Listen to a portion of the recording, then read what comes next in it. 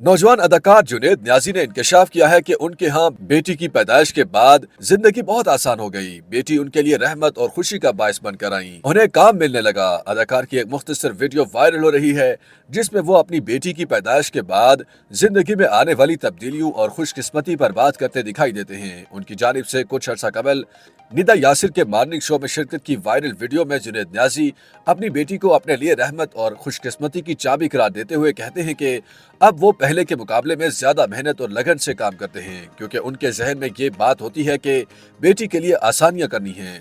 अदाकार ने कहा कि आमतौर पर लोग कहते हैं कि औलाद को कैसे संभाला जाएगा।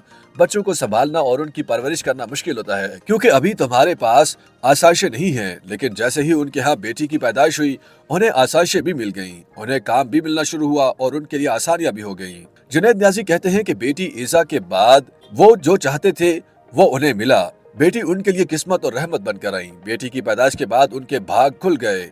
उन्हें न सिर्फ काम मिलने लगा बल्कि अपनी मर्जी का काम मिलने लगा और अब वो बहुत खुश हैं। अब तो उनकी यही ख्वाहिश और कोशिश होती है कि वो मजीद अच्छी तरह काम करें ताकि वो अपनी बेटी को मजीद आसाइश और खुशियां दे सकें। जुनैद न्याजी पहले भी अपनी बेटी इज़ा को अपने लिए रहमत करार देते रहे और एतराफ़ करते रहे हैं कि बेटी की पैदाइश के बाद उनका कैरियर बेहतर हुआ। अदाकार ने कैरियर के आगाज में टीवी मेजबान शुजिया न्याजी से शादी कर ली थी, जिनसे उन्हें एक बेटी है।